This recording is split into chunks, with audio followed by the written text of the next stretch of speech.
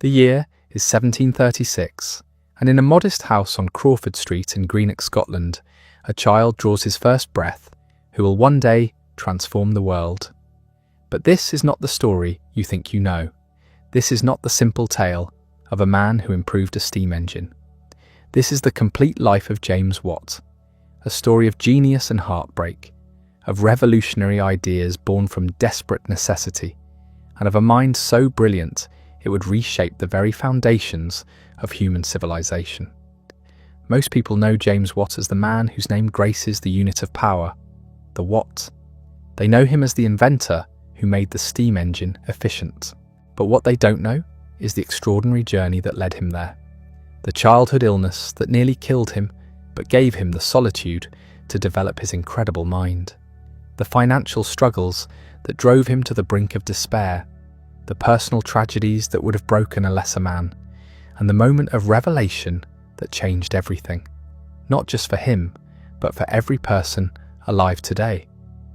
Because you see, without James Watt, there would be no industrial revolution as we know it, no factories powered by steam, no locomotives racing across continents, no ships crossing oceans with mechanical precision. The world we inhabit today, with all its technological marvels, traces its lineage directly back to the innovations of this one remarkable man. But I'm getting ahead of myself. Let me take you back to that house in Greenock, to a Scotland that was still finding its identity after the union with England, to a world where power meant wind, water and muscle, nothing more.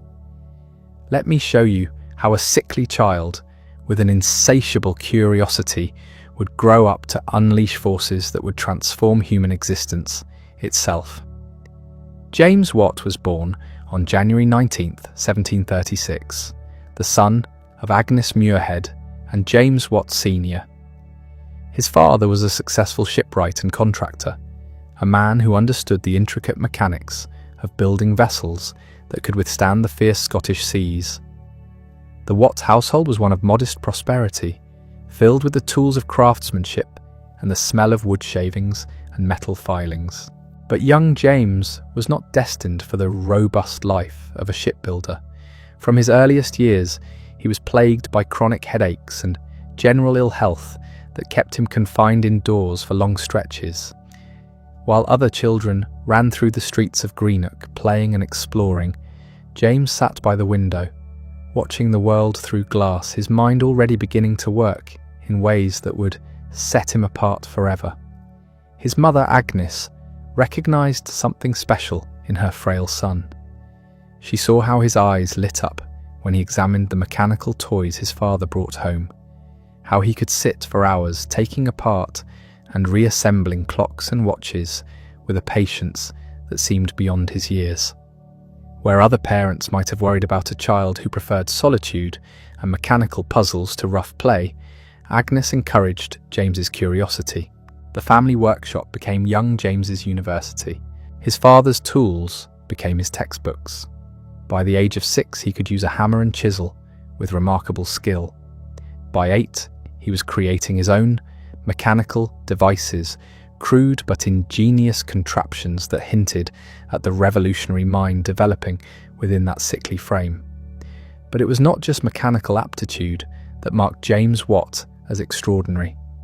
His intellectual hunger was voracious. He devoured books on mathematics, philosophy, and natural science with an intensity that concerned his parents. Here was a child who taught himself geometry by studying Euclid, who mastered Latin and Greek, not because he was forced to, but because he was driven by an insatiable need to understand the world around him. The local school in Greenock proved inadequate for James's rapidly expanding mind. His teacher, John Marr, quickly realised he was dealing with a student unlike any he had encountered. While other children struggled with basic arithmetic, James was solving complex mathematical problems that challenged university students. While they memorised Latin conjugations, he was reading Virgil and Cicero for pleasure. This intellectual precocity came with a price. James found it difficult to relate to children his own age. His interests were too advanced, his mind too focused on abstract problems that meant nothing to his peers. He became increasingly isolated, spending more and more time alone with his books and his mechanical experiments. His father, James Watt Sr., watched his son's development with a mixture of pride and concern. He could see the extraordinary potential in the boy, but he also understood the practical realities of 18th century Scotland. Genius was all well and good, but a man needed a trade, a way to make his living in the world. The question that haunted the Watt household was simple. What was to become of James? The answer began to emerge when James was in his early teens. His mathematical abilities had developed to such a degree that he was helping his father with complex calculations for shipbuilding projects. His understanding of mechanics was so intuitive that he could spot flaws in designs that escaped experienced craftsmen. And his skill with instruments, precision tools required for navigation and measurement, was becoming legendary among the shipwrights of Greenock. It was this last talent that would determine James's immediate future. In 18th century Britain, the creation of mathematical and scientific instruments was a specialised trade requiring both theoretical knowledge and practical skill. These instruments, quadrants and compasses, barometers and telescopes, were essential tools for navigation, surveying and scientific research. They required precision manufacturing that pushed the boundaries of contemporary craftsmanship. James's father recognised that instrument making might be the perfect profession for his intellectually gifted but physically frail son. It would allow James to use his mathematical knowledge, satisfy his mechanical curiosity, and earn a respectable living, all while working indoors where his health problems would be less of an impediment. But there was a problem. Greenock, for all its maritime importance, was not a centre of instrument making. The finest instrument makers in Britain worked in London, in workshops that guarded their secrets jealously and took on apprentices only through personal connections and substantial fees. For a Scottish shipwright's son, no matter how talented, the barriers seemed insurmountable. Yet James Watt Sr. was not a man easily discouraged. He had built his business through determination and careful planning, and he applied the same approach to his son's future. He began making inquiries, using his contacts in the shipping trade to identify potential opportunities.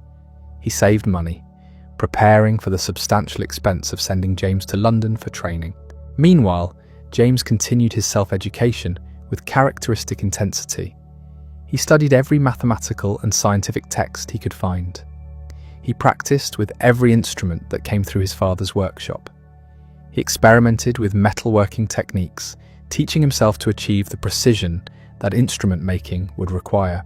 As James approached his 18th birthday, his father's plans began to crystallise. Through a network of Scottish merchants and sea captains, contact had been made with John Morgan, a respected instrument maker in Cornhill, London. Morgan was willing to consider taking on a Scottish apprentice, provided the young man could demonstrate adequate skill and the family could afford the premium required for training someone from outside London's traditional craft networks. The decision to send James to London was not made lightly. It would separate the family for years. It would consume much of the family's savings, and it would place a young man of fragile health and sheltered upbringing into one of the most demanding and competitive environments in Britain. But both James and his father understood that this opportunity might not come again. In London, James would learn from the finest craftsmen in the world. He would have access to the latest scientific knowledge. He would be positioned to make a living that matched his extraordinary abilities. In the spring of 1755, at the age of 19, James Watt left Scotland for the first time in his life. He carried with him a small collection of tools, letters of introduction from his father's business associates, enough money to sustain him for a few months, and a mind already brimming with ideas that would one day change the world. The journey to London was itself a revelation. James had lived his entire life in the relatively small world of Greenock, where the most complex machinery was found in the shipyards, and the most sophisticated science was practical navigation. London was different in every conceivable way. It was vast, chaotic, and alive with commercial and intellectual energy that James had never imagined. The city was home to over 500,000 people, making it one of the largest urban centres in the world. Its streets teemed with merchants and craftsmen, scholars and inventors, all pursuing opportunities that simply did not exist in provincial Scotland. The contrast with Greenock was so stark that James spent his first weeks in London simply walking the streets, absorbing the complexity of urban life and beginning to understand the scale of human ambition that the city represented. But James had not come to London as a tourist. He had come to learn a trade, and John Morgan proved to be exactly the master craftsman that James needed. Morgan's workshop in Cornhill was a temple to precision, filled with the finest tools available anywhere in Britain and stocked with materials that allowed for experimentation and innovation that would have been impossible in Scotland. Under Morgan's guidance, James began to master the intricate skills of instrument making. He learned to work metals to tolerances measured in fractions of inches. He studied the optical principles that govern the construction of telescopes and microscopes. He mastered the mathematical relationships that determine the accuracy of measuring devices. But more than technical skills, James absorbed the culture of London's scientific instrument makers. These were men who stood at the intersection of science and craftsmanship, who translated theoretical knowledge into practical tools, who served the needs of navigators and surveyors, astronomers and natural philosophers. Through Morgan's workshop, James encountered some of the leading scientific minds of his day. He met instrument users who pushed the boundaries of what was possible with existing technology. He heard discussions of scientific problems that could only be solved with better, more precise instruments. He began to understand that instrument making was not just a trade, but a form of applied science that could drive discovery and innovation. Yet even as James thrived intellectually in London, the city took a toll on his health. The air was thick with coal smoke and industrial fumes. The pace of life was relentless. The competition was fierce and the pressure to succeed was constant. James found himself working longer hours than he had ever worked before, pushing his frail constitution to its limits. After just over a year in London, James's health began to deteriorate seriously. The chronic headaches that had plagued him since childhood became more severe. He developed respiratory problems that the city's polluted air only made worse. It became clear that he could not sustain the intensity of London life indefinitely. In 1756, James made the difficult decision to return to Scotland. He had learned enough to establish himself as an instrument maker, but he had not completed the full apprenticeship that would have given him the credentials to work in London's most prestigious workshops. It was a compromise born of necessity, but it would prove to be one of the most important decisions of his life, because James Watt was returning to a Scotland that was beginning to experience its own intellectual awakening. The University of Glasgow was emerging as one of the leading centres of learning in Britain. Edinburgh was developing a reputation for scientific innovation that would soon rival London. And throughout Scotland, there was a growing demand for the kind of precision instruments that James had learned to make.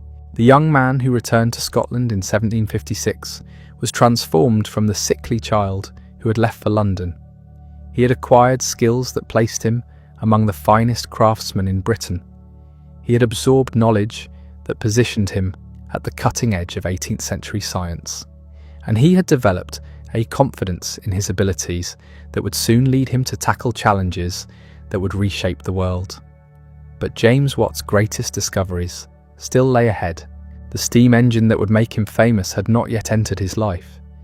The innovations that would drive the Industrial Revolution were still forming in his remarkable mind. The complete life of James Watt was just beginning to unfold.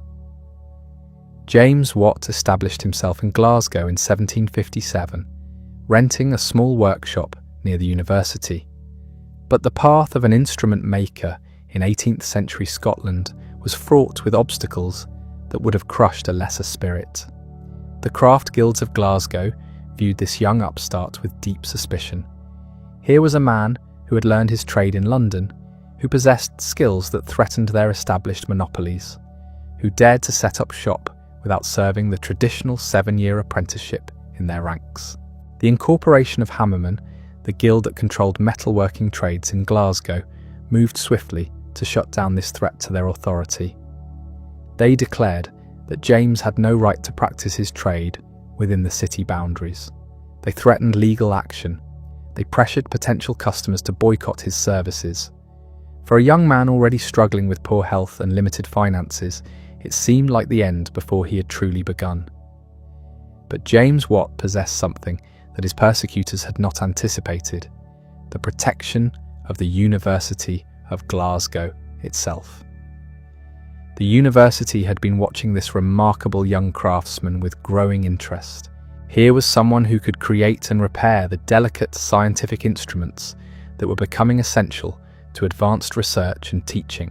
Professor Robert Dick of the Natural Philosophy Department recognised that James represented exactly the kind of skilled support that could elevate Glasgow's scientific reputation.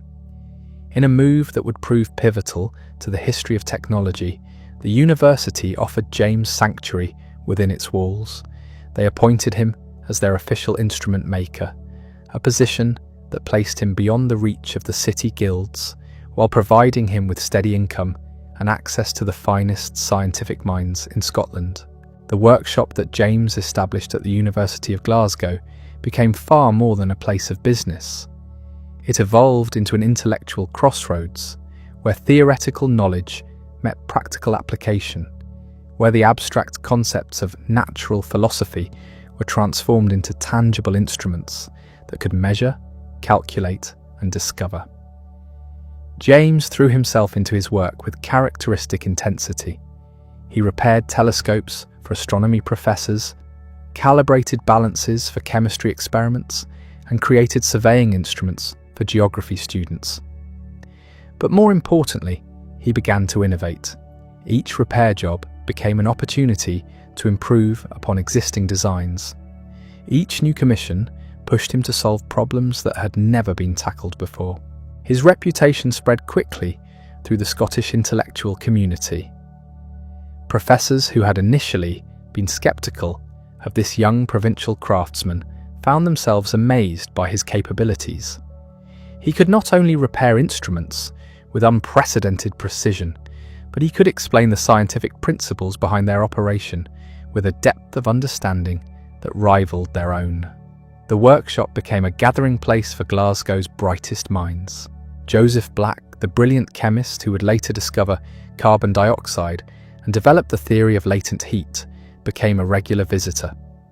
John Robison, the natural philosophy professor whose mathematical insights would influence a generation of scientists, spent countless hours discussing theoretical problems with James. These conversations were transformative for James Watt. Through his daily interactions with university professors, he was exposed to the cutting edge of 18th century scientific thought. He learned about the latest developments in chemistry and physics. He grappled with mathematical problems that pushed the boundaries of existing knowledge. Most importantly, he began to see how theoretical science could be applied to solve practical problems. But it was in 1759 that James encountered the challenge that would define the rest of his life. Professor John Anderson brought him a small working model of a Newcomen steam engine that had been used for teaching purposes. The model was broken, its performance so poor that it was useless for demonstration. Anderson asked James to repair it, a request that seemed routine given his growing reputation for solving mechanical problems. James approached the task with his usual methodical precision. He disassembled the model completely, studying each component with the analytical mind that had been sharpened by years of instrument making. What he discovered troubled him profoundly. The engine worked, but barely. It consumed enormous quantities of steam to produce relatively little useful motion. The cylinder had to be alternately heated and cooled with each stroke, a process that wasted tremendous amounts of energy. As James worked to repair the model, he found himself drawn deeper into the fundamental problems of steam engine design. The Newcomen engine, invented earlier in the century by Thomas Newcomen, represented the state of the art in steam technology. These engines were used primarily to pump water from mines, a crucial application that had allowed deeper excavation of coal and metal deposits across Britain. But the engines were monumentally inefficient. They required vast quantities of fuel to generate steam, and most of that steam was wasted through the heating and cooling cycle that drove their operation. Mine owners accepted this inefficiency because they had no alternative, but the enormous fuel costs meant that Newcomen engines were economically viable only in locations where coal was essentially free. James's mathematical mind immediately grasped the scale of the waste. He calculated that the engine was using several times more steam than should theoretically be necessary. The problem, he realized, lay in the fundamental design of the system. Each time the cylinder was cooled to create the vacuum that drove the piston, all the heat energy that had been used to warm the cylinder was lost. When steam was admitted for the next stroke, much of its energy went into reheating the cylinder rather than driving useful motion. The solution, when it came to James, was so elegant in its simplicity that it seemed almost inevitable in retrospect. But finding that solution required a leap of insight that separated genius from mere competence. James realized that the heating and cooling functions could be separated. The main cylinder could be kept hot continuously, while the cooling needed to create vacuum could take place in a separate chamber connected by a valve. This separate condenser, as it would come to be known, would revolutionize steam engine design. By eliminating the need to alternately heat and cool the main cylinder, it would reduce fuel consumption by roughly 3/4. An engine that had been barely economical for pumping water from coal mines would suddenly become efficient enough to power factories, mills, and eventually locomotives and ships. But the moment of insight, brilliant as it was, represented only the beginning of James's challenges. Transforming a theoretical improvement into a working engine would require years of experimentation, substantial financial investment, and engineering solutions to problems that had never been encountered before.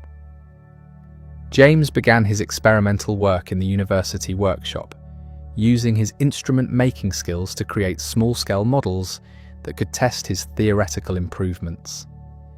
The early results were promising, but inconclusive.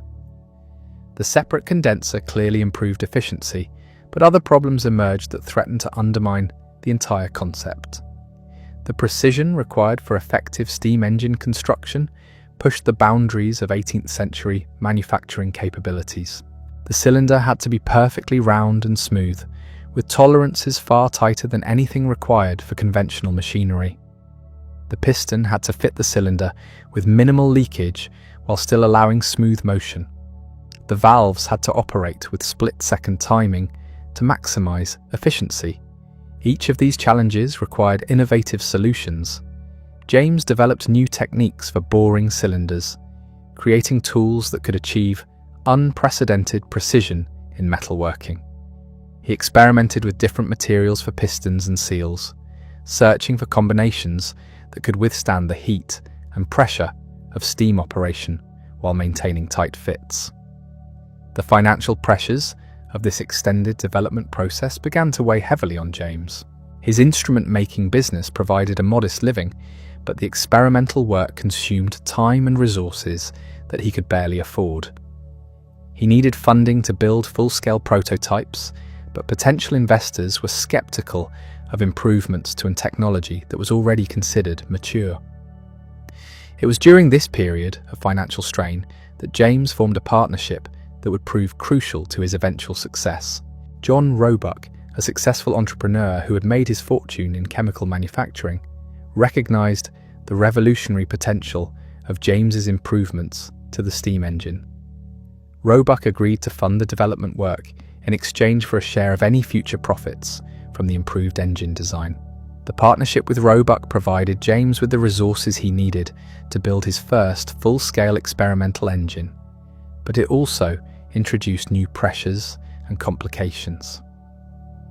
Roebuck was a businessman who expected results, and he grew increasingly impatient as months stretched into years without a commercially viable product.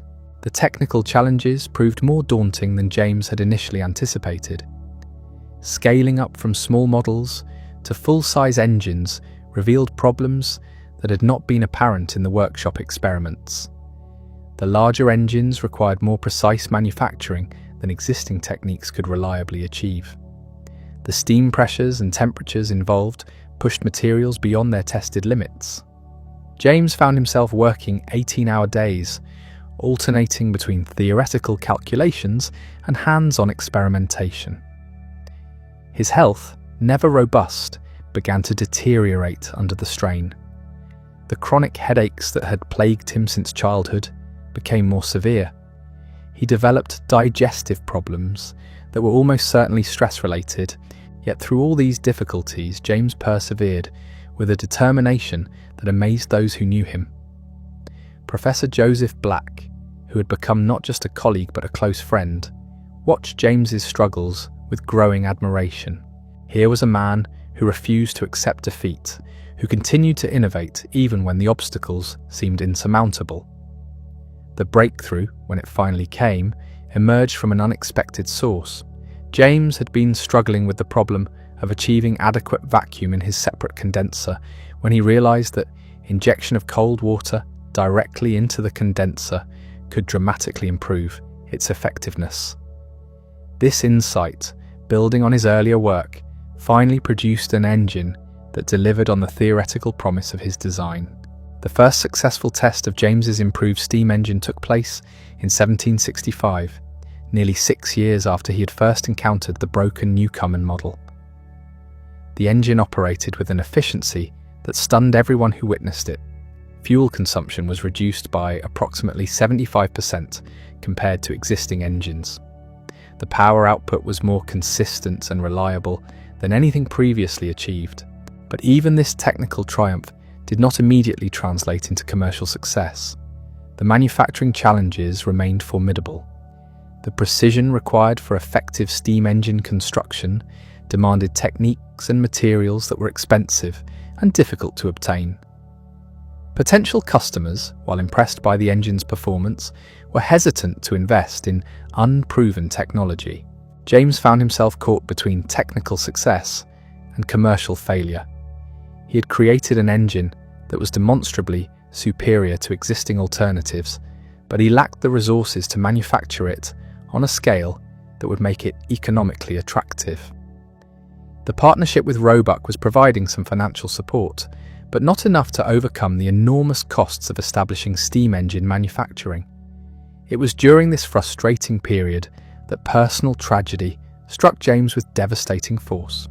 His wife, Margaret Miller, whom he had married in 1764, died suddenly in 1773 after childbirth complications. The loss shattered James emotionally and left him responsible for raising their young children while struggling to develop his revolutionary engine design. The combination of personal grief, financial pressure, and technical challenges might have broken a lesser man. James sank into a deep depression that lasted for months. He questioned whether the years of work on the steam engine had been worth the sacrifice. He considered abandoning the project entirely and returning to the relative security of instrument making. But the scientific community that had nurtured James would not allow his genius to be wasted. Joseph Black and other university colleagues rallied around him, providing both emotional support and practical assistance. They helped care for his children during his darkest periods. They continued to encourage his work on the steam engine, even when he had lost faith in it himself. More importantly, they helped connect James with Matthew Boulton, a Birmingham manufacturer whose Soho works represented the pinnacle of 18th century industrial organisation. Boulton had been following James's work from a distance, and he recognised that the improved steam engine represented an opportunity that could transform British manufacturing. The meeting between James Watt and Matthew Boulton in 1768 marked the beginning of one of the most successful partnerships in the history of technology. Boulton possessed the manufacturing expertise, financial resources, and commercial connections that James lacked. James brought the revolutionary technology that could make them both wealthy beyond their dreams.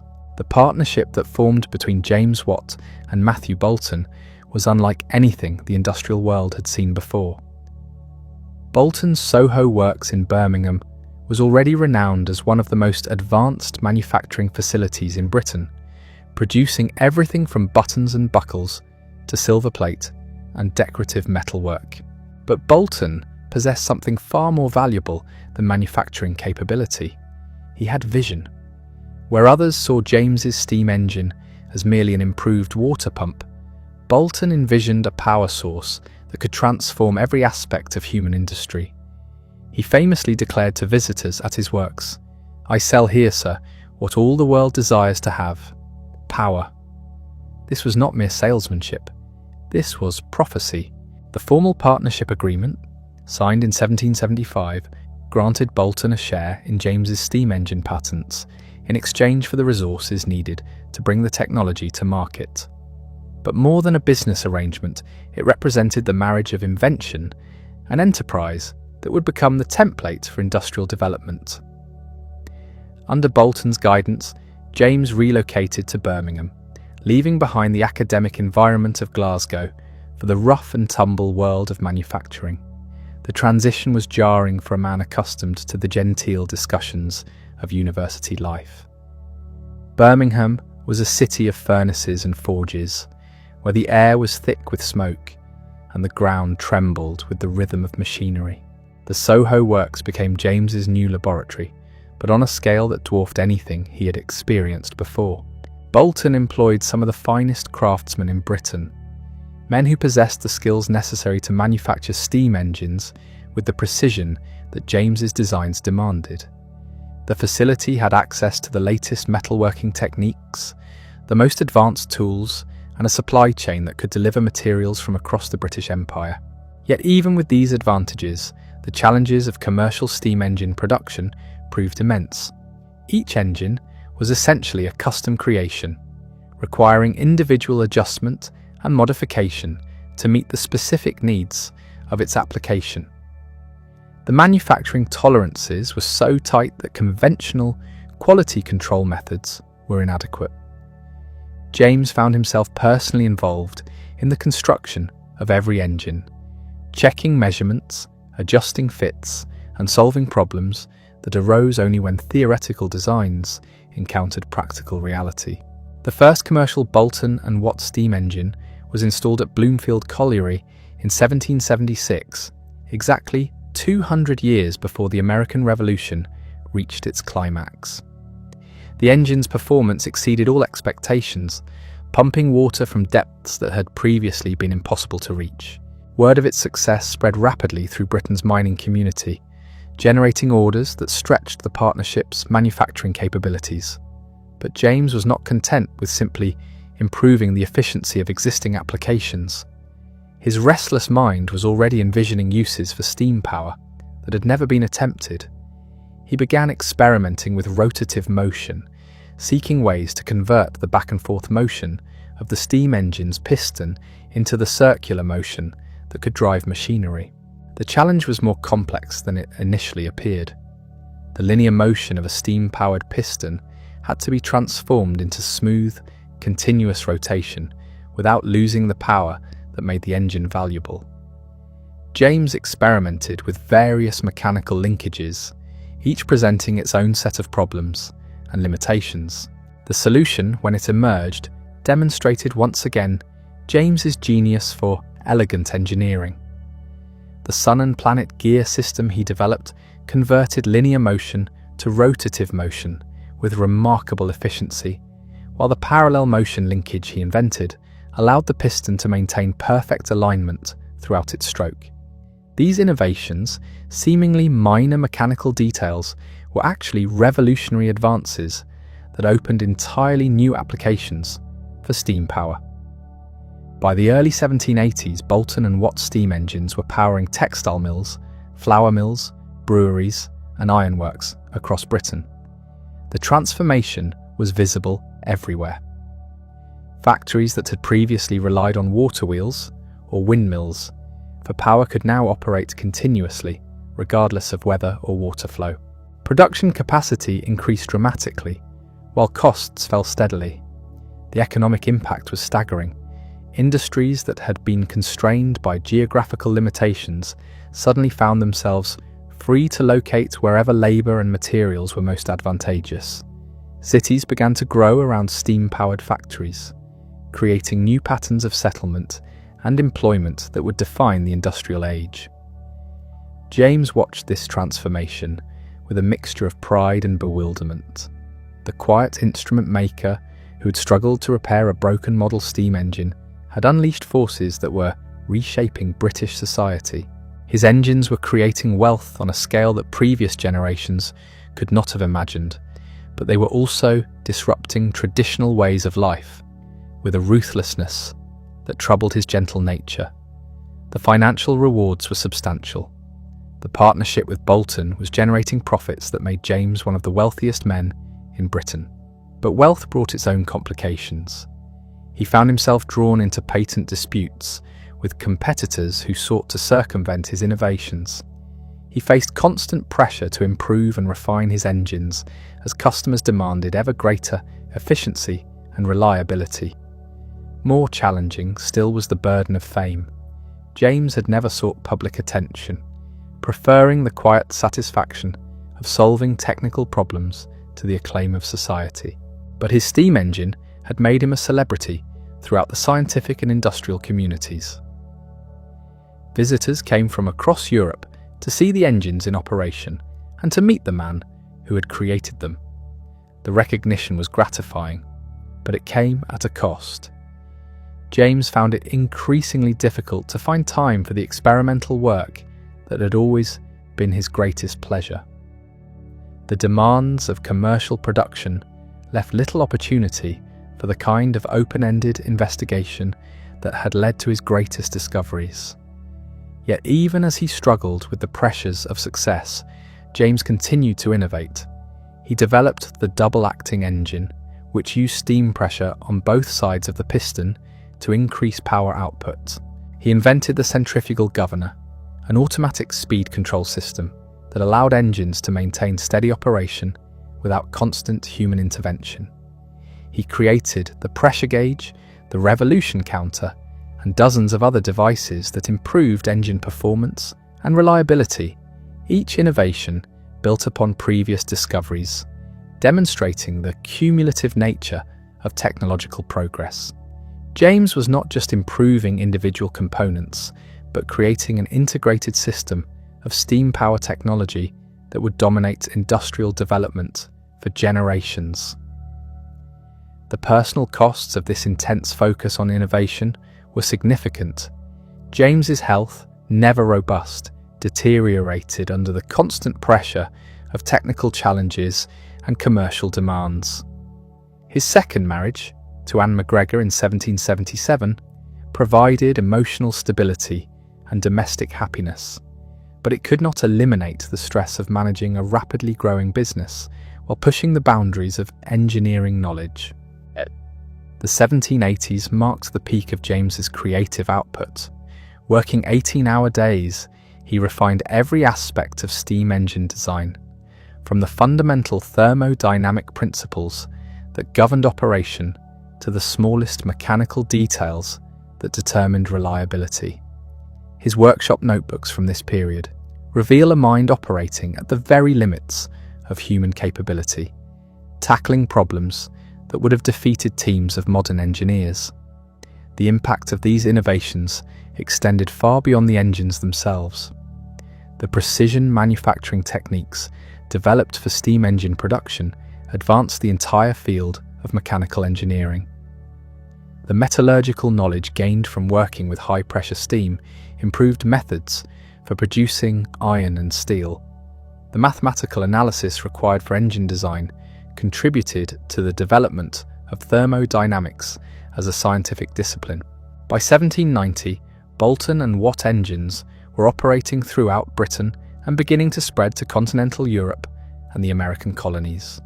The company had become the dominant force in steam power technology, with a reputation for quality and innovation that commanded premium prices in every market. Yet James remained essentially unchanged by his success.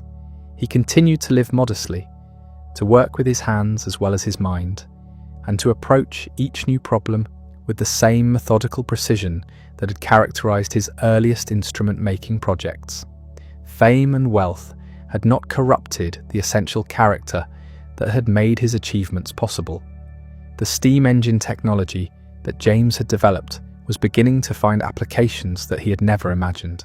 Inventors and entrepreneurs across Britain were experimenting with steam-powered vehicles, steam-powered boats, and even steam-powered aircraft. The power source that had begun as an improved mine pump was evolving into the foundation for an entirely new form of civilization. But perhaps the most significant development was the growing recognition that steam power represented more than just a technological advancement. It was becoming clear that James's innovations had unleashed forces that would transform not just industry, but society itself. The concentration of power that steam engines made possible was creating new forms of economic organization, new patterns of social relationships, and new possibilities for human achievement. The young man who had left Scotland with dreams of becoming an instrument maker had become something far greater. He had become the architect of the modern world, the man whose genius had given humanity dominion over forces that had previously been beyond human control. And yet, despite all his achievements, James Watt's greatest contributions to human progress were still to come. The decade of the 1790s brought James Watt to the pinnacle of his influence, but also confronted him with challenges that tested every aspect of his character. The steam engine that had begun as a solution to mining problems was now driving a transformation so profound that contemporaries struggled to comprehend its implications. Yet with this success came responsibilities that weighed heavily on a man who had always preferred the quiet certainty of mechanical problems to the messy complexities of human affairs. The Boulton and Watt partnership had evolved into something approaching a monopoly on efficient steam power. Their engines were not merely superior to the competition, they were revolutionary improvements that rendered older technology obsolete. This dominance brought enormous profits, but it also attracted the kind of scrutiny and criticism that James had never anticipated when he first began tinkering with that broken model in Glasgow. Patent disputes became a constant source of stress. Competitors across Britain attempted to circumvent James's innovations through clever modifications and legal challenges. Each case required detailed technical testimony, forcing James to spend countless hours in courtrooms explaining the intricacies of steam engine design to judges and juries who barely understood basic mechanical principles. The most significant challenge came from Jonathan Hornblower, an engineer who claimed to have independently developed improvements similar to James's separate condenser. Hornblower's compound engine used multiple cylinders operating at different pressures, a design that potentially infringed on James's patents, while offering genuine technical advantages. The legal battle consumed years and cost both sides enormous sums. James found himself drawn into a world of lawyers and legal precedents that was as foreign to him as his steam engines were to the general public. The stress of these proceedings, combined with the technical demands of continuous innovation, pushed his health to the breaking point. Yet even as patent disputes raged in the courts, the practical impact of steam power continued to accelerate. By 1795, Boulton and Watt engines were powering over 500 installations across Britain. Cotton mills that had once depended on water wheels now operated around the clock, producing textiles at volumes and prices that were transforming global trade patterns. The social implications of this industrial transformation were becoming impossible to ignore. Traditional craftsmen found their skills obsolete as steam-powered machinery could produce goods faster and cheaper than human hands. Rural populations migrated to industrial centres in unprecedented numbers, creating urban concentrations that challenged every assumption about how human societies should be organised. James watched these developments with growing unease. The quiet instrument maker who had sought only to solve technical problems found himself inadvertently responsible for social changes that affected millions of lives. The power he had unleashed was creating wealth and opportunity on an unprecedented scale, but it was also disrupting communities and traditions that had endured for centuries. The ethical dimensions of technological progress became a source of constant reflection for James. He corresponded extensively with fellow members of the Lunar Society, a remarkable group of intellectuals that included Joseph Priestley, Erasmus Darwin, and Josiah Wedgwood. Their discussions ranged far beyond technical matters to encompass philosophy, politics, and the moral responsibilities of those who possess the power to reshape society. These conversations provided James with a framework for understanding his role in the broader sweep of human progress. The Lunar Society members shared a belief in the power of reason and scientific inquiry to improve the human condition. But they also recognized that progress came with costs that had to be carefully weighed against benefits. The French Revolution, which erupted in 1789, added urgency to these philosophical discussions. The violent overthrow of traditional authority across the English Channel raised questions about whether technological change might trigger similar upheavals in Britain. Conservative critics began to argue that steam power and industrial development were undermining the social stability that had made British prosperity possible. James found himself caught between conflicting pressures. Radicals praised him as a liberator who had given humanity new sources of power and opportunity. Conservatives blamed him for disrupting traditional relationships between masters and workers, landlords and tenants, urban and rural populations. Neither characterization felt accurate to a man who had simply sought to build better engines. The personal toll of these public controversies was substantial. James had always been a private person who preferred mechanical problems to human politics. The constant attention and criticism wore on his nerves and contributed to the chronic health problems that had plagued him since childhood. His workshop at Soho became a refuge from these pressures. Among his tools and instruments, James could return to the pure problem-solving that had always given him the greatest satisfaction. He continued to refine steam engine design, developing new solutions to persistent challenges while exploring entirely new applications for steam power. One area that particularly captured his imagination was the possibility of steam-powered transportation. James had long recognized that his engines could potentially propel vehicles, but the technical challenges seemed insurmountable. The engines were too heavy and consumed too much fuel to be practical for most transportation applications. Yet he persevered with characteristic determination. Working with his son James Watt Jr., who had inherited much of his father's mechanical aptitude, he developed lighter, more efficient engine designs specifically intended for mobile applications. Their experiments included steam carriages, steamboats, and even theoretical designs for steam-powered flight. The breakthrough in marine applications came through collaboration with other inventors who shared James's vision of steam transportation. Robert Fulton, the American engineer who would later achieve fame with his steamboat designs, corresponded extensively with James about the technical requirements for successful steam navigation. These discussions revealed the complexity of applying steam power to transportation.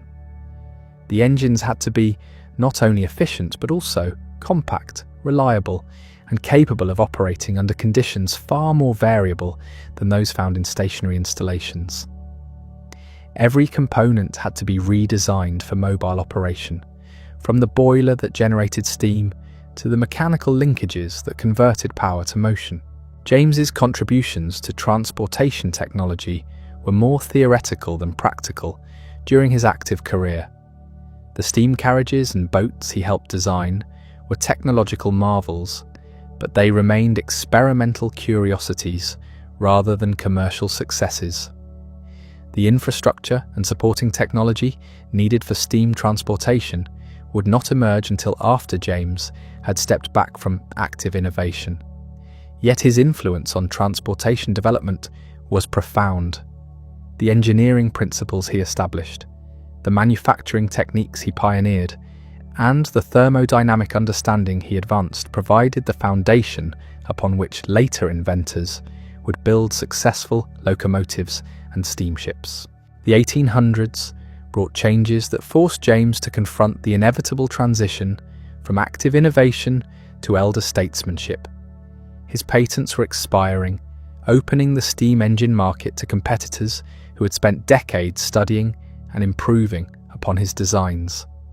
The Boulton and Watt monopoly was ending, but the company's reputation for quality and innovation ensured continued success in an increasingly competitive marketplace.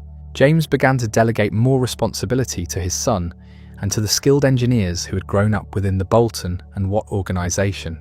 This transition was not easy for a man who had personally overseen every aspect of engine design and production for decades, but it was necessary for both his health and the company's future. The gradual withdrawal from day-to-day business operations allowed James to pursue interests that had been neglected during the intense years of steam engine development. He returned to his first love, scientific instrumentation, developing new devices for measurement and analysis that incorporated lessons learned from decades of steam engine work. His later inventions included improvements to surveying instruments, advances in chemical analysis equipment, and innovations in precision manufacturing that would influence industrial development for generations. These contributions, while less dramatic than the steam engine, demonstrated the breadth of James's mechanical genius and his continued commitment to advancing human knowledge. The recognition that came with these later years was gratifying but also bittersweet.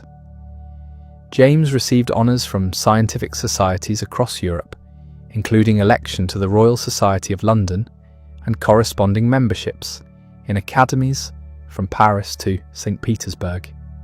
Visitors from around the world made pilgrimages to Birmingham to meet the man whose inventions had transformed their nation's economies. Yet James remained fundamentally unchanged by fame and acclaim. He continued to work with his hands, to experiment with new ideas, and to approach each problem with the same methodical precision that had characterized his earliest instrument-making projects. The wealth and recognition were welcome, but they had not altered the essential character that had made his achievements possible. The industrial transformation that James had initiated was now beyond any individual's control. Steam power had become the foundation for a new form of civilization, one that would continue to evolve long after its principal architect had passed from the scene. Factories powered by steam were producing goods that reached markets on every continent. Transportation systems based on steam technology were beginning to shrink distances that had previously seemed insurmountable. As James entered his 70s, he could survey a world that had been fundamentally transformed by his innovations. The quiet instrument maker who had struggled to repair a broken model steam engine had lived to see his improvements become the driving force behind the greatest economic and social transformation in human history. But the complete life of James Watt encompassed more than technical achievement. It was the story of a man who had remained true to his principles while navigating the complexities of commercial success and public fame. It was the biography of someone who had used extraordinary gifts not for personal aggrandizement, but for the advancement of human knowledge and capability. The workshops and factories that bore the Boulton and Watt name were producing steam engines that powered industries across the known world. The manufacturing techniques pioneered in Birmingham were being adopted by competitors and collaborators alike. The thermodynamic principles that James had developed through practical experimentation were being refined by theoretical scientists into the mathematical foundations of a new branch of physics. Yet for all these achievements, James Watt remained at heart what he had always been, a craftsman who found deep satisfaction in solving mechanical problems with elegance and precision. The recognition and wealth were appreciated, but they were not the true measure of a life devoted to understanding and improving the mechanical world. The Industrial Revolution that James had unleashed was beginning to reveal its darker complexities as the new century dawned. While his steam engines powered unprecedented prosperity, they also concentrated workers into conditions that challenged every assumption about human dignity and social responsibility. The gentle inventor who had sought merely to improve mechanical efficiency found himself grappling with moral questions that had no clear technical solutions. Reports filtered back to Birmingham from the industrial centres where Boulton and Watt engines operated around the clock. Children as young as 6 worked 14-hour shifts in textile mills, their small fingers nimble enough to tie broken threads while massive steam-powered machinery thundered around them. Adults laboured in conditions that would have horrified previous generations, breathing air thick with cotton fibres and mechanical lubricants, their lives regulated by the relentless rhythm of steam-driven production. James read these accounts with growing distress. The power he had given to industry was being used in ways that troubled his conscience deeply, yet he also understood that the alternative was not necessarily better. The agricultural poverty that steam-powered industry was displacing had been grinding and hopeless in its own way. Rural families that had barely survived on subsistence farming now earned wages that, while modest, offered possibilities for advancement that had never existed before. The complexity of these moral calculations weighed heavily on a man who preferred the clean certainty of mechanical problems. Steam pressure could be calculated precisely. Thermal efficiency could be measured objectively. But the human cost of industrial progress resisted such quantification, forcing James to confront the limits of technical thinking in addressing social challenges. His correspondence from this period reveals a man wrestling with questions that would define debates about technology and society for generations to come. Letters to fellow members of the Lunar Society explored whether inventors bore responsibility for the uses to which their creations were put. Discussions with religious leaders examined whether mechanical progress was compatible with spiritual values. Conversations with political economists analysed whether industrial development inevitably required the exploitation of workers. These philosophical struggles were complicated by James's continuing involvement in technical development. Even as he questioned the social implications of steam power, he could not resist pursuing improvements that would make engines more efficient, more reliable, and more widely applicable. The inventor's compulsion to solve problems was stronger than his concerns about their consequences. His workshop at Soho became a laboratory for innovations that would define the next phase of industrial development. Working with his son and a team of skilled engineers, James developed high-pressure steam engines that were smaller and more powerful than anything previously achieved. These advances opened possibilities for applications that had been technically impossible with earlier designs. The high-pressure engines required entirely new approaches to safety and control. Steam pressures that could drive more compact machinery also posed greater risks of catastrophic failure. James found himself pioneering safety valve designs, pressure monitoring systems, and emergency shutdown procedures that would become standard throughout the industry. The technical challenges were immense, but they pale compared to the manufacturing difficulties. High-pressure operation demanded materials and construction techniques that pushed beyond the capabilities of existing metalworking technology. James worked with iron founders and steel makers to develop alloys that could withstand the stresses involved. He collaborated with precision toolmakers to create manufacturing equipment capable of the tolerances required. Each advance in steam engine technology created ripple effects throughout the industrial economy. More efficient engines reduce fuel costs, making steam power economical in applications where it had previously been prohibitively expensive. Smaller engines enabled steam power to be used in workshops and small factories that had been unable to justify the investment in earlier, larger systems. The multiplication of steam-powered facilities accelerated the transformation of British society in ways that James could observe from his Birmingham workshop. Villages grew into towns as workers migrated to take advantage of industrial employment. Towns expanded into cities as steam-powered transportation made it possible to supply larger populations with food and materials from distant sources. The railroad development that would define the mid-19th century was beginning to emerge from experimental projects scattered across Britain. James watched with fascination as engineers adapted his steam engine designs for locomotive applications, solving problems of mobile operation that he had explored theoretically but never fully implemented. The collaboration between stationary and mobile steam applications created synergies that accelerated development in both areas. Improvements in locomotive boilers enhanced the efficiency of factory engines. Advances in factory engine controls improved the reliability of transportation systems. The entire field of steam technology was evolving through the cross-fertilization of different applications. James's role in this expanding technological ecosystem was changing from direct invention to consultation and guidance. Younger engineers brought him problems that required his unique combination of theoretical understanding and practical experience. He became a mentor to a generation of innovators who would carry steam technology far beyond what he had originally envisioned. The transition from active inventor to elder advisor was not always smooth.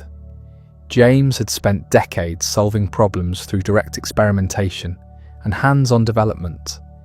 The collaborative approach that characterized later steam engine advancement required him to trust others, to implement his ideas, and to accept that their solutions might differ from his own approaches.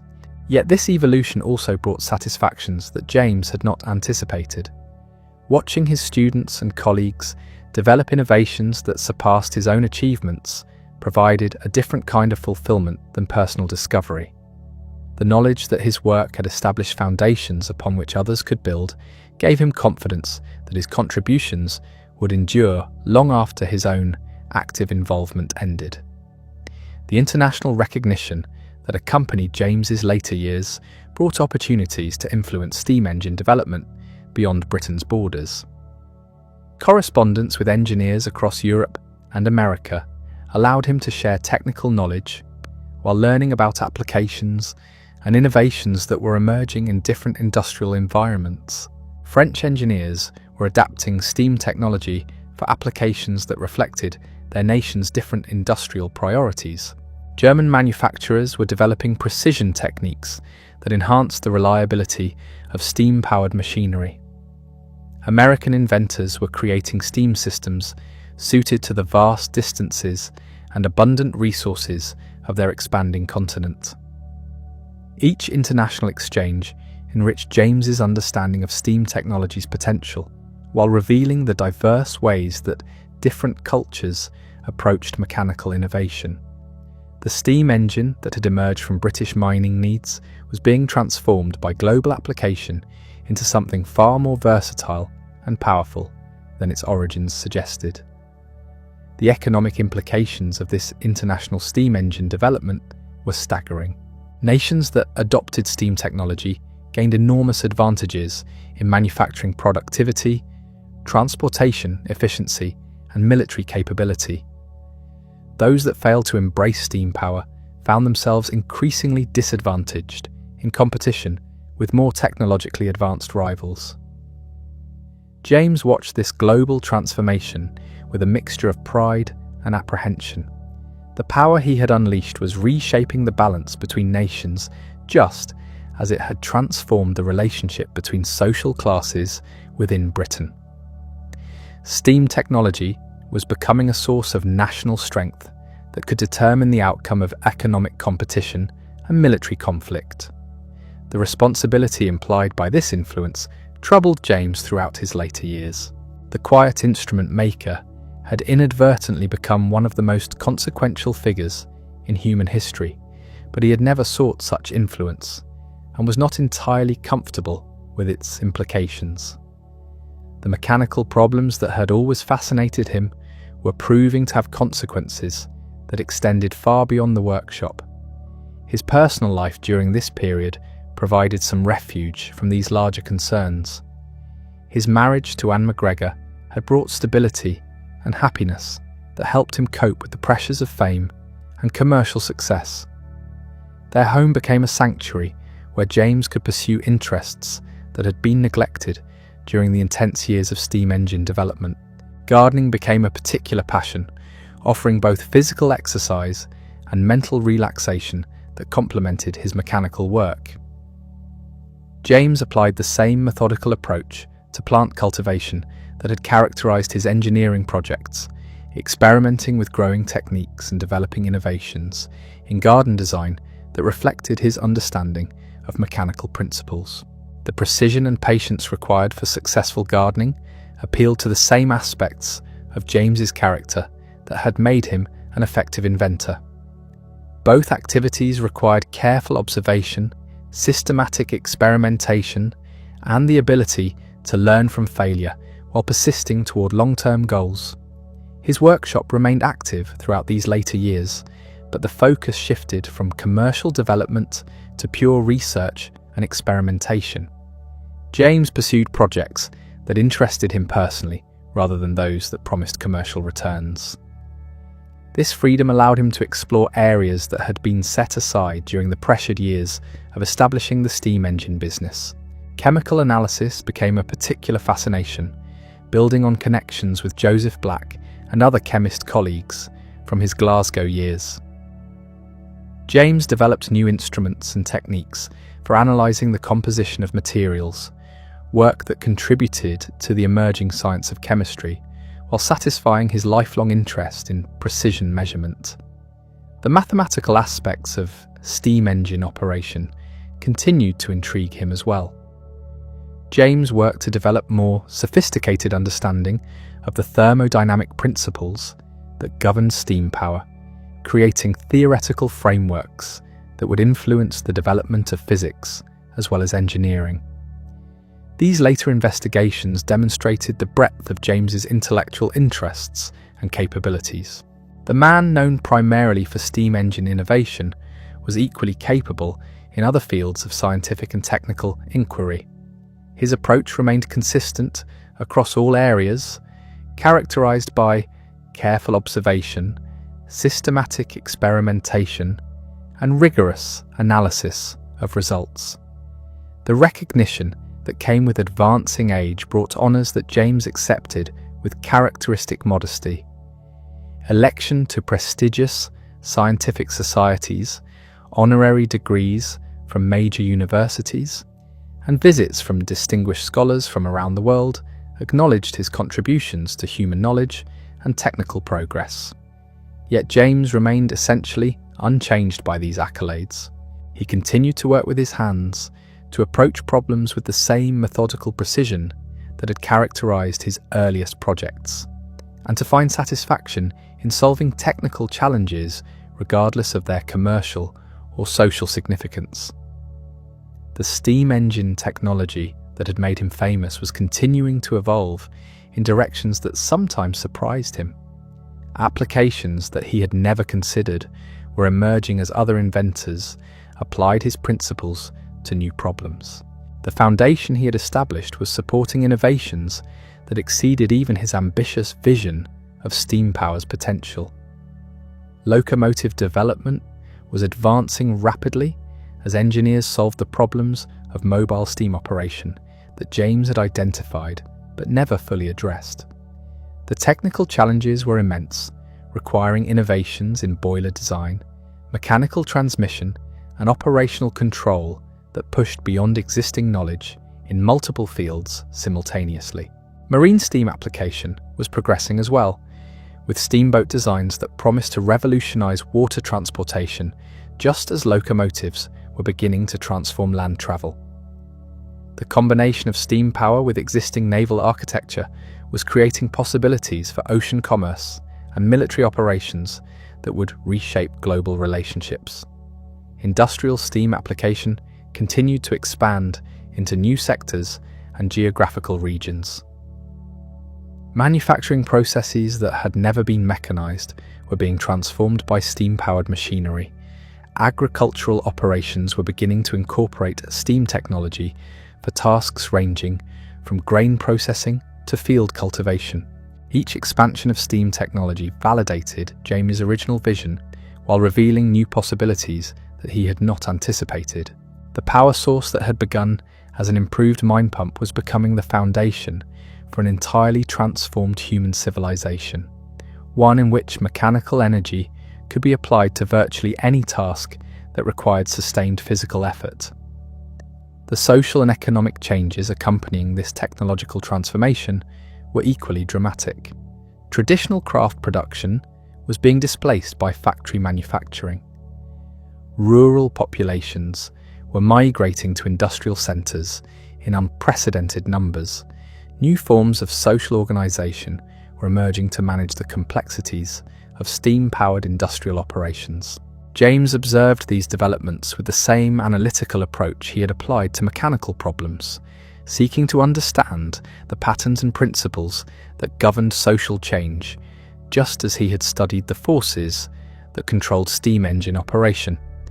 The insights he gained contributed to discussions among intellectuals and policymakers who were struggling to comprehend and manage the transformation that steam technology was driving. The correspondence and conversations from James's later years reveal a man who had evolved from technical specialist to social philosopher, applying the same rigorous thinking that had revolutionized steam engine design to questions about how human societies could adapt to technological change while preserving essential values and relationships. These broader concerns never displaced his fundamental interest in mechanical innovation, but they provided context that enriched his understanding of technology's role in human affairs. The steam engines that had emerged from his workshop were not just machines, but agents of historical change, whose influence would extend far beyond their immediate technical functions. As James approached his 70th birthday, he could survey a world that bore the unmistakable imprint of his innovations. The industrial landscape of Britain had been transformed by steam power. International commerce was being revolutionized by steam transportation. Military technology was being redefined by steam-powered manufacturing and logistics. Yet the man whose genius had initiated these transformations remained fundamentally the same person who had struggled to repair a broken model steam engine in a Glasgow workshop decades earlier. Success and recognition had not altered the essential character traits that had made his achievements possible: curiosity, persistence, methodical analysis, and an unwavering commitment to technical excellence. The workshops and factories that carried the Boulton and Watt name were operating across the known world, but James's greatest satisfaction still came from solving individual, technical problems with elegance and precision. The recognition and wealth were appreciated, but they were not the true measure of a life devoted to understanding and improving the mechanical world that humans had created to serve their needs and ambitions. The autumn of 1819 brought James Watt to a profound realization that would define his final years. At 83, he stood in his workshop at Heathfield, the estate he had purchased near Birmingham, surrounded by the instruments and mechanical devices that had been his constant companions for over 6 decades. The tools that had once felt like extensions of his own hands now seemed heavier. The precise movements that had once been instinctive now required conscious effort, but his mind remained as sharp as ever, perhaps even more penetrating than in his youth. The accumulated wisdom of a lifetime spent solving mechanical problems had given him insights that transcended the purely technical. He could see patterns in the development of steam technology that younger engineers missed, connections between seemingly unrelated innovations that revealed the underlying logic of technological progress.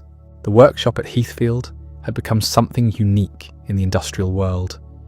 Part laboratory, part museum, part sanctuary, it housed the most complete collection of steam engine development artifacts anywhere in existence.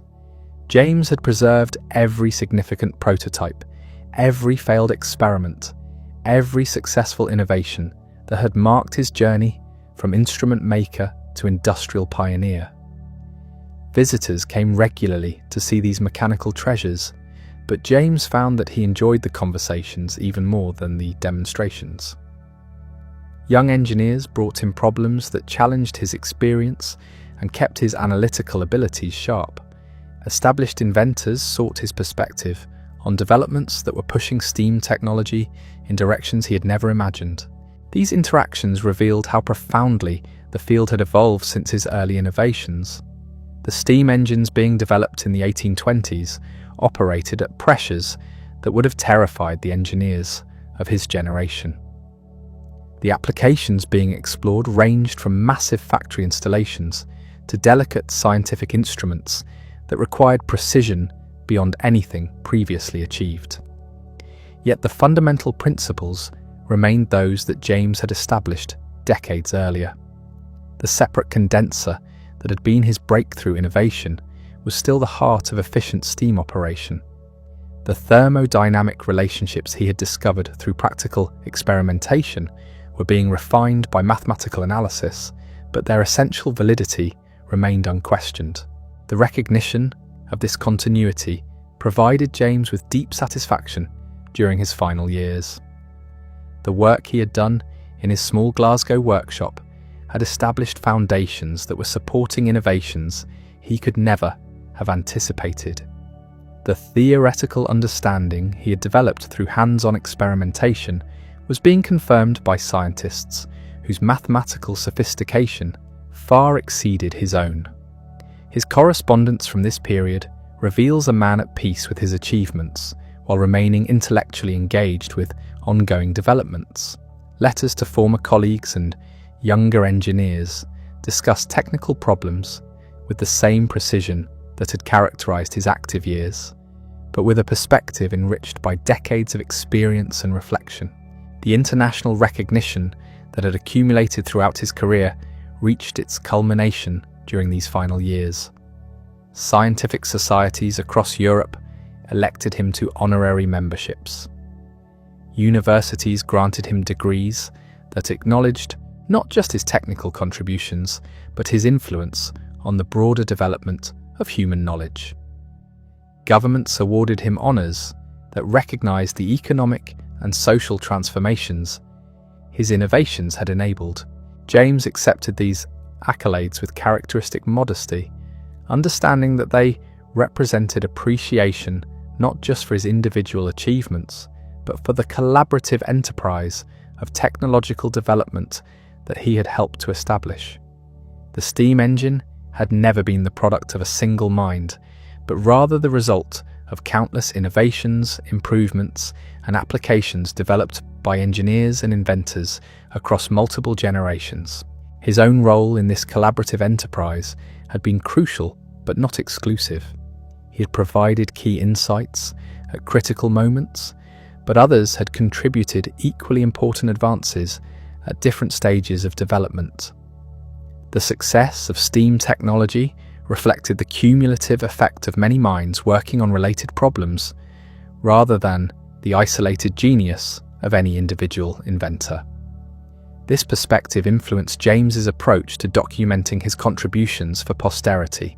Rather than emphasizing his personal achievements, he focused on describing the technical problems that had driven his innovations and the experimental methods that had led to solutions.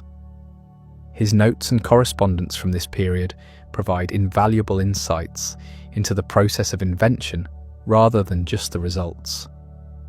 The manufacturing techniques that had been developed for steam engine production were finding applications far beyond their original purpose.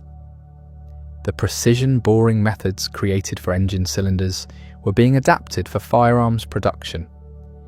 The metallurgical advances required for high-pressure boilers were improving the quality of iron and steel used throughout industry. These secondary effects of steam engine development demonstrated the interconnected nature of technological progress. Innovations in one field created capabilities that enabled advances in seemingly unrelated areas. The cumulative effect was an acceleration of technical development that was transforming the entire industrial landscape. James watched this technological acceleration with fascination and some concern.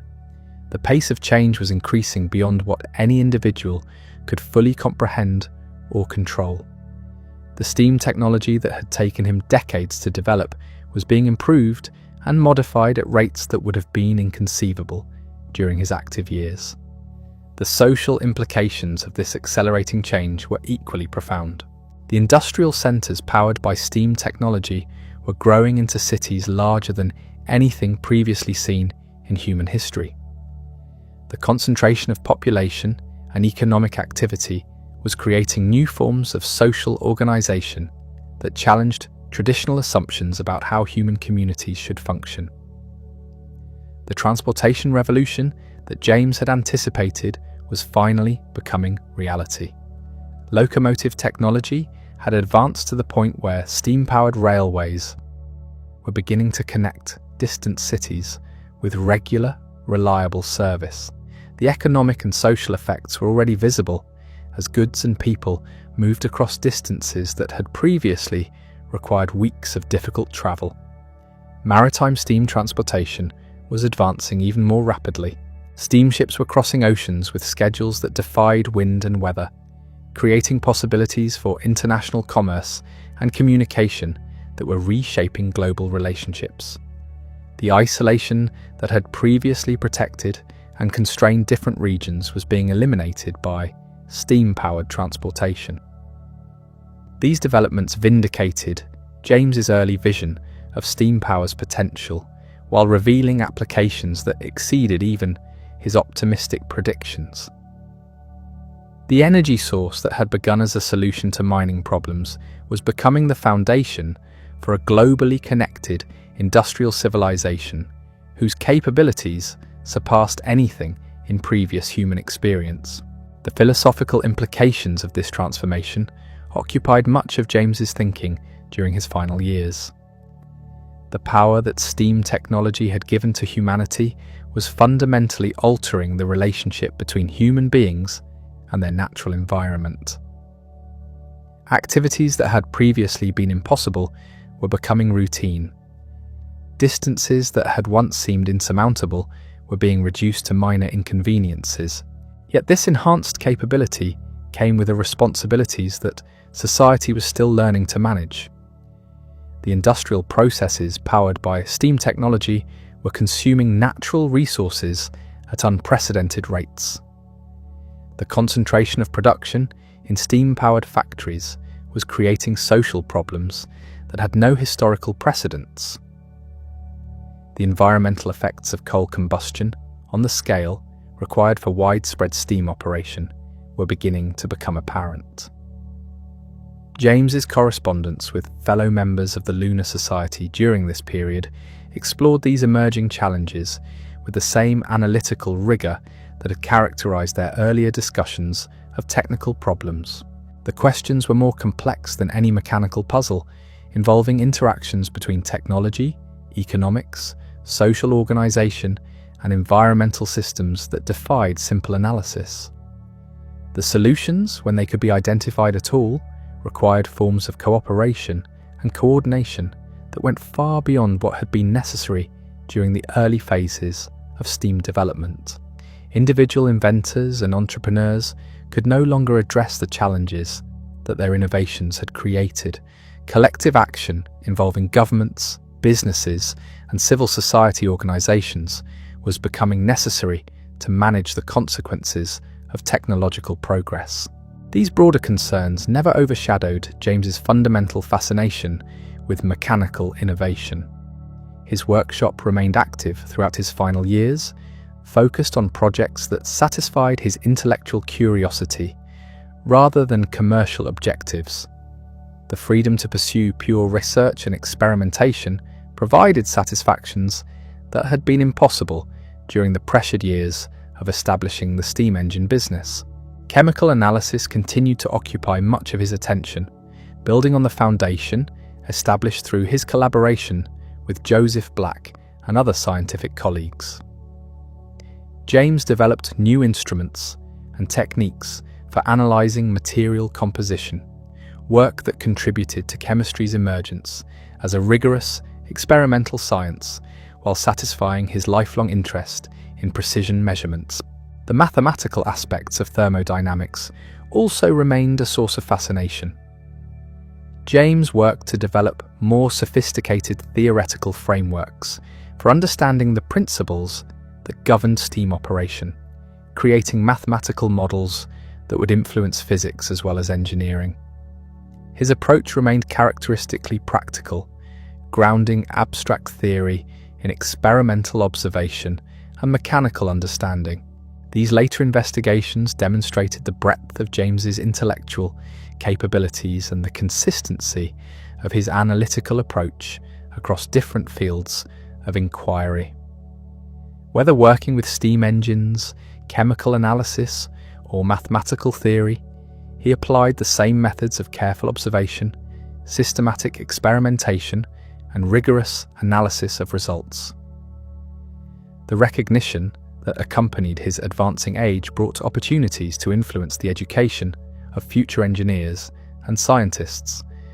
James corresponded with educators at universities across Britain and Europe, sharing insights about the relationship between theoretical knowledge and practical application that had been central to his own development as an inventor. His advice consistently emphasized the importance of hands-on experimentation as a complement to mathematical analysis. The most sophisticated theoretical understanding was insufficient without the practical experience that came from building, testing, and modifying actual mechanical devices. Conversely, purely empirical approaches were limited without the theoretical frameworks that could explain why particular solutions worked and predict how they might be improved. This integration of theory and practice had been the hallmark of James's career, distinguishing his approach from both pure scientists who avoided practical applications and craftsmen who worked without theoretical understanding. The combination had enabled innovations that neither approach could have achieved independently, and James believed it would remain essential for future technological development. The international network of correspondence that James maintained during his final years provided insights into how steam technology was being adapted to different cultural and economic contexts. The applications being developed in France reflected that nation's particular industrial priorities and technical traditions. German engineers were creating innovations that drew on their strengths in precision manufacturing and theoretical analysis. American developments were perhaps most interesting to James, reflecting the unique conditions of a rapidly expanding continent with abundant natural resources and a shortage of skilled labour. The steam technology being developed there emphasised simplicity and reliability over the precision and efficiency that characterised British practice, creating solutions that were often crude but remarkably effective under frontier conditions. Each international variation on steam technology enriched the field as a whole, contributing insights and innovations that could be adapted to other contexts. The global exchange of technical knowledge was accelerating the pace of development, while ensuring that advances in any region could benefit engineers and inventors worldwide. The economic implications of this international STEAM development were reshaping global trade patterns and political relationships. Nations that had successfully adopted STEAM technology gained enormous advantages in manufacturing productivity and transportation efficiency. Those that lagged in STEAM adoption found themselves increasingly disadvantaged in economic competition with more technologically advanced rivals. James observed these geopolitical changes with the same analytical approach he had applied to mechanical problems, seeking to understand the patterns and forces that governed international relationships, just as he had studied the principles that controlled steam engine operation. The insights he gained contributed to discussions among political economists and policymakers who were struggling to comprehend the implications of technological change for national development and international cooperation. The responsibility implied by STEAM technology's influence on international relations troubled James throughout his final years. The mechanical innovations that had emerged from his workshop were affecting the balance of power between nations and the prospects for peace or conflict in ways that he had never anticipated when he first began experimenting with steam engines. Yet he also recognized that technological development was now beyond any individual's control. The knowledge and capabilities that steam technology represented had become part of humanity's collective inheritance, available to any society willing to invest the effort required to master them. The question was not whether steam technology would continue to spread, but how its benefits and challenges would be managed by the societies that adopted it. His personal relationships during these final years provided comfort and perspective that helped James cope with the complexities of his public legacy. His marriage to Anne McGregor had brought decades of happiness and stability that sustained him through both the pressures of commercial success and the philosophical challenges posed by steam technology's broader implications. Their home at Heathfield became a gathering place for family members, old friends, and distinguished visitors from around the world. The conversations that took place there ranged across subjects from technical innovation to social philosophy, creating an intellectual environment that kept James engaged with contemporary developments while providing the personal connections that enriched his later years. His children had grown into accomplished individuals who carried forward aspects of his legacy while pursuing their own interests and careers. James Watt Jr. had become a capable engineer in his own right, contributing to the continued development of the family business while demonstrating the same methodical approach to problem-solving that had characterized his father's work. The continuity represented by his family's ongoing involvement in engineering and innovation provided James with confidence that his contributions would endure through future generations. The knowledge and values that had guided his career were being transmitted to successors who would adapt them to new challenges and opportunities that he could not foresee. The workshop at Heathfield remained the centre of James's daily routine throughout his final years. Each morning found him among his tools and instruments, pursuing projects that interested him personally rather than those that promised commercial returns. The freedom to follow his intellectual curiosity without external constraints provided satisfactions that had been impossible during the demanding years of establishing steam engine technology. His experimental work during this period focused on problems that had intrigued him for decades but had been set aside during more pressing commercial development. The precision measurement techniques that had been his first area of expertise continued to fascinate him, leading to innovations in scientific instrumentation that would influence research in multiple fields. The mathematical analysis of mechanical systems also occupied much of his attention, as James worked to develop more sophisticated theoretical understanding of the principles that governed steam operation and other forms of energy conversion. His approach remained characteristically grounded in experimental observation, but the theoretical frameworks he created would influence the development of physics as well as engineering. These later investigations demonstrated that James's intellectual capabilities remained undiminished by age, even as his physical energy declined. The same analytical rigor that had revolutionized steam engine design was being applied to problems that pushed the boundaries of contemporary scientific knowledge, creating insights that would benefit future generations of researchers and inventors. The legacy that James was consciously shaping during his final years extended far beyond his technical contributions to encompass the methods and values that had guided his career.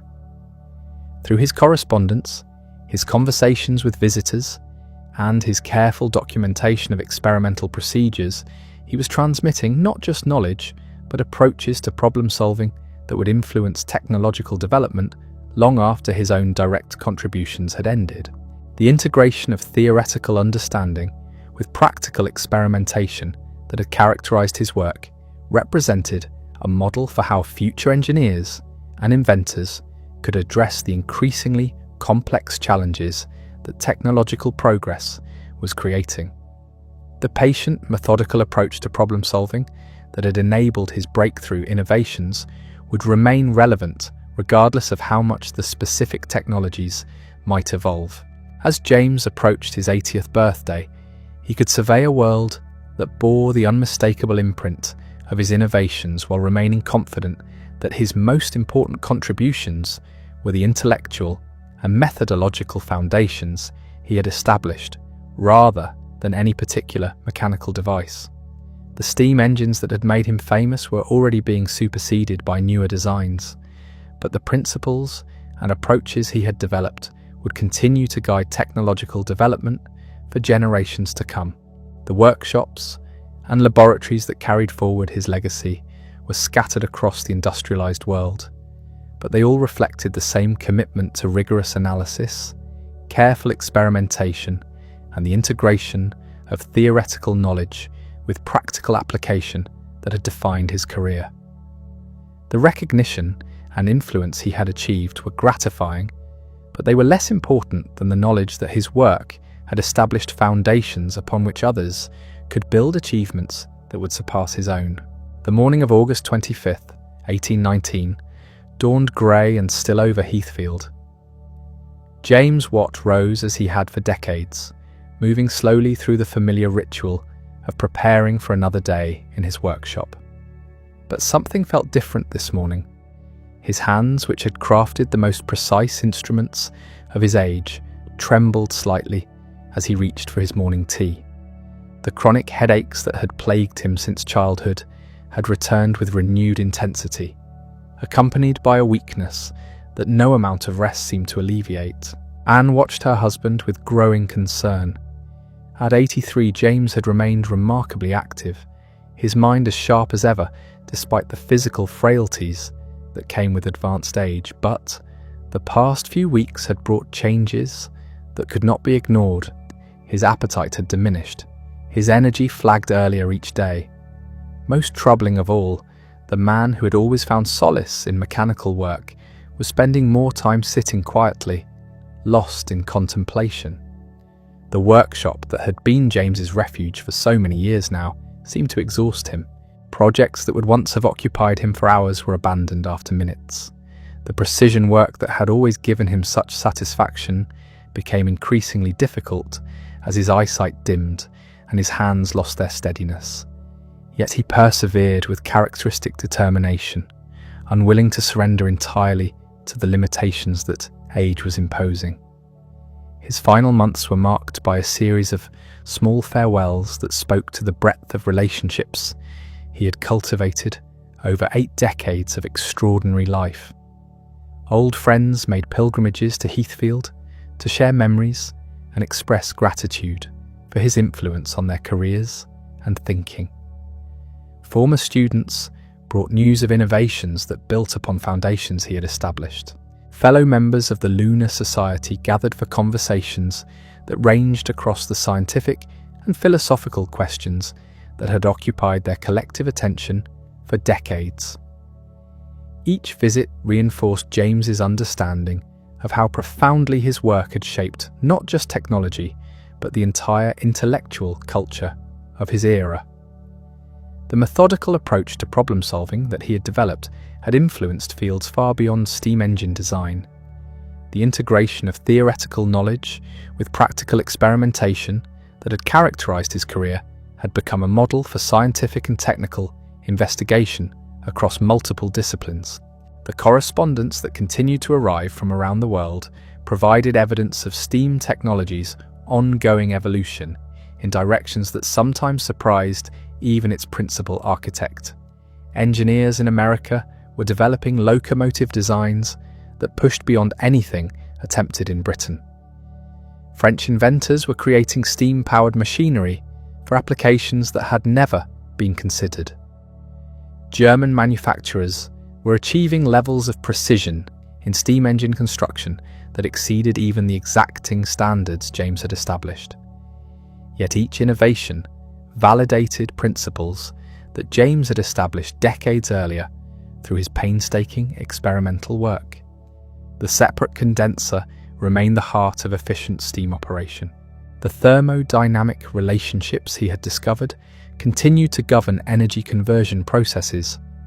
The manufacturing techniques he had pioneered were being refined, but not fundamentally altered by successive generations of engineers.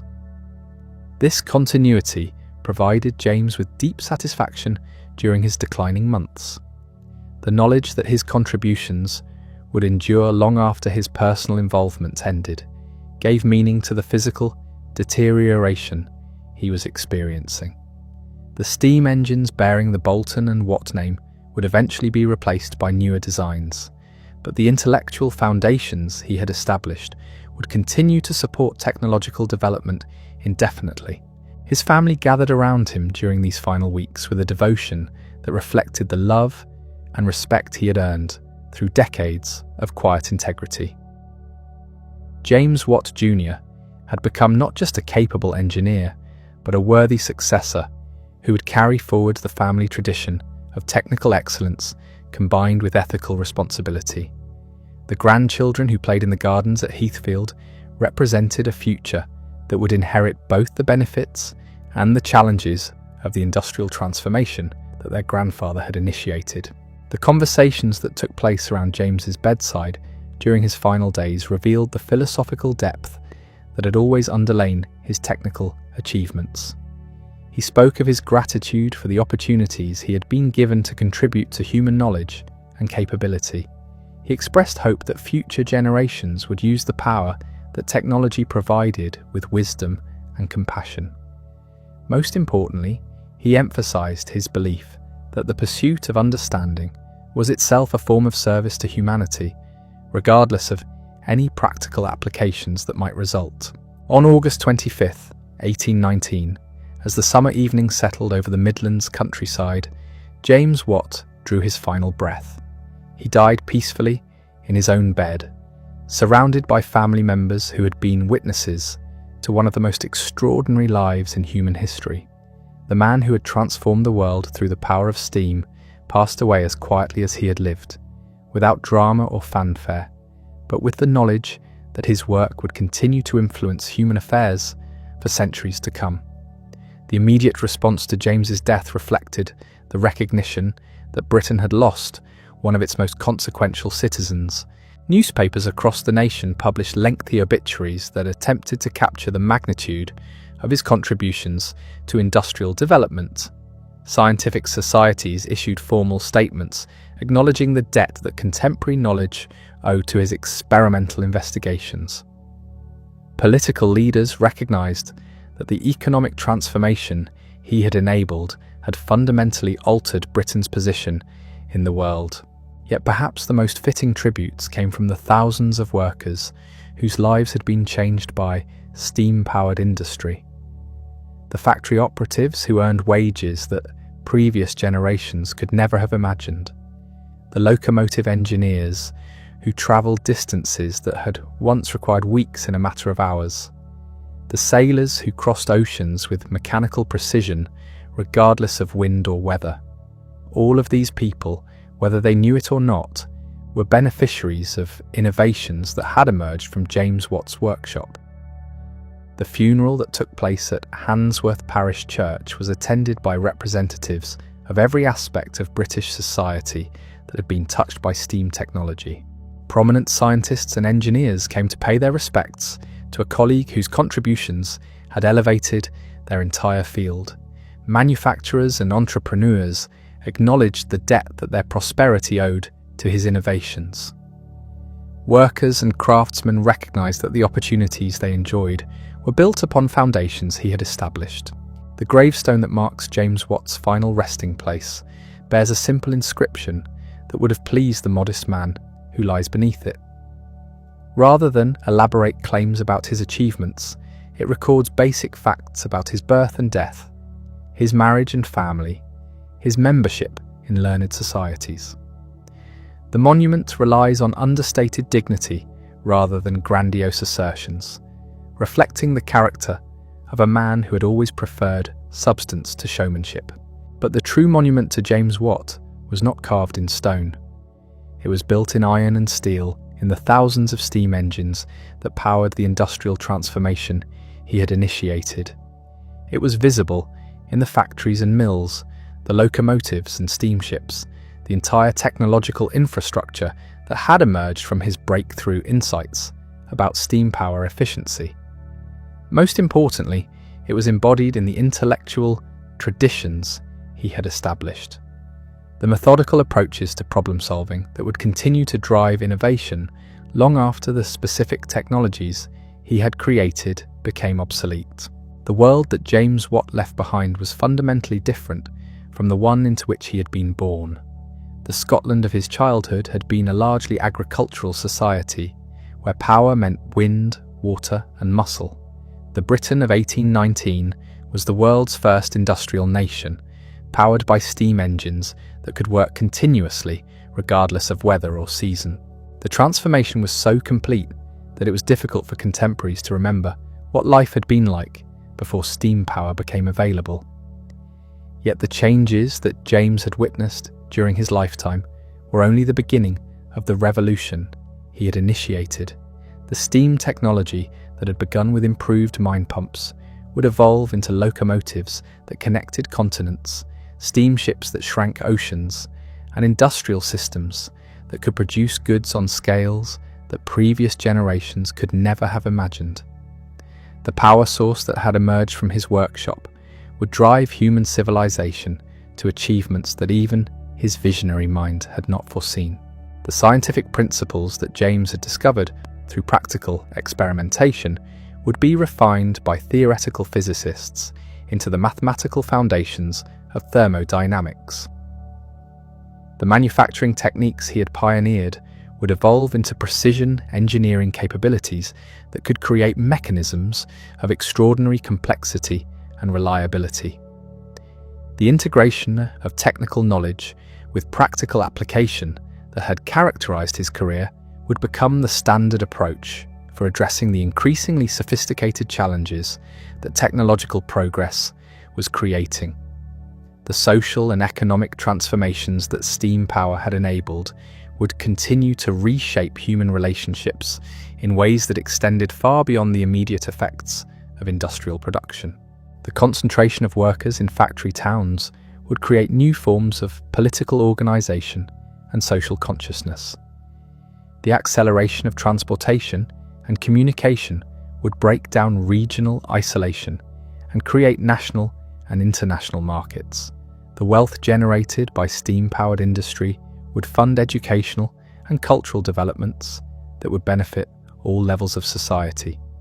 Yet these changes would also create challenges that James had only begun to recognize during his final years. The environmental consequences of coal combustion on an industrial scale would become apparent as steam technology spread. The social disruptions caused by rapid technological change would require new forms of cooperation and regulation to manage. The international competition enabled by steam-powered manufacturing and transportation would create tensions that could lead to conflict as well as prosperity. The complete life of James Watt thus encompasses not just the extraordinary achievements of a single individual, but the beginning of the ongoing human struggle to harness the power of technology for beneficial purposes while managing its potentially destructive consequences. The quiet instrument maker, who had sought merely to repair a broken model steam engine, had unleashed forces that would continue to shape human civilization long after his own direct involvement had ended. His legacy lived on in the workshops and laboratories where future generations of engineers and inventors would grapple with challenges that built upon foundations he had established. It was preserved in the educational institutions where his methods of integrating theoretical knowledge with practical experimentation would be transmitted to students who would carry them into new fields of investigation. Most importantly, it was embodied in the continuing human commitment to understanding and improving the mechanical world that serves our needs and ambitions. The steam age that James Watt had initiated would eventually give way to other forms of power and technology, but the intellectual and methodological contributions he had made would prove more enduring than any particular mechanical device. The careful observation, systematic experimentation, and rigorous analysis that had characterized his approach to problem solving would remain relevant regardless of how much the specific technologies might evolve. As the industrial world that he had helped to create continued its relentless expansion throughout the 19th and 20th centuries, James Watt's influence could be traced through every development that built upon the foundations he had established. The locomotives that would connect distant cities, the steamships that would shrink global distances, the factories that would produce goods for markets across continents, all descended from innovations that had emerged from his workshop at Soho and his experiments at the University of Glasgow. But perhaps his most important legacy was the demonstration that individual genius, combined with persistence and methodical investigation, could literally transform the world. The sickly child who had been confined to his father's workshop in Greenock had grown into a man whose innovations would affect every aspect of human existence. The quiet student who had struggled to establish himself as an instrument maker in Glasgow had become the architect of the modern industrial world. The complete life of James Watt stands as testimony to the power of human intelligence applied to practical problems with patience, precision, and unwavering determination. His story reminds us that the most profound changes in human affairs often emerge not from grand gestures or dramatic events, but from the quiet work of individuals who dedicate their lives to understanding and improving the world around them. In workshops and laboratories around the world, engineers and inventors continue to grapple with challenges that would have fascinated the man whose breakthrough insights about steam power efficiency had initiated the industrial age. The specific technologies have evolved beyond anything James could have imagined, but the fundamental approach remains the same: careful observation, systematic experimentation, and the integration of theoretical knowledge with practical application. The power that James Watt had given to humanity through his innovations in steam technology had become the foundation for achievements that extended far beyond mechanical engineering. The wealth generated by steam-powered industry had funded scientific research, educational institutions, and cultural developments that had enriched human civilization in countless ways. The transportation systems made possible by steam power had connected distant regions and enabled the exchange of ideas, goods, and people on a global scale. Yet the challenges that accompanied these achievements would have troubled the gentle inventor who had always been concerned about the human consequences of technological change. The environmental degradation caused by industrial development, the social disruptions created by rapid technological change, the international tensions arising from competition for technological advantages, all represented aspects of his legacy that he would have found deeply troubling. The complete story of James Watt thus encompasses both the extraordinary achievements and the ongoing challenges that result from human attempts to harness natural forces for beneficial purposes, his life demonstrates both the tremendous potential and the serious responsibilities that accompany technological innovation, lessons that remain as relevant today as they were during the steam age he helped to create. The morning mist hung low over Handsworth Parish Church as they laid James Watt to rest. But across Britain, the steam engines he had perfected continued their relentless rhythm, breathing life into the new world he had created. The sickly child who had sat by his window in Greenock, watching the world through glass while his mind worked in ways that would set him apart forever, had become the architect of human civilization's greatest transformation. From that broken model steam engine at the University of Glasgow to the thousands of Boulton and Watt machines powering mills and mines across the globe, James had unleashed forces that would reshape every aspect of human existence. His separate condenser had done more than reduce fuel consumption by 3/4. It had given humanity dominion over mechanical power itself, freeing us from the ancient limitations of wind, water, and muscle. But this was never just a story about steam engines. This was the story of how one man's insatiable curiosity, methodical precision, and unwavering determination could literally transform the world.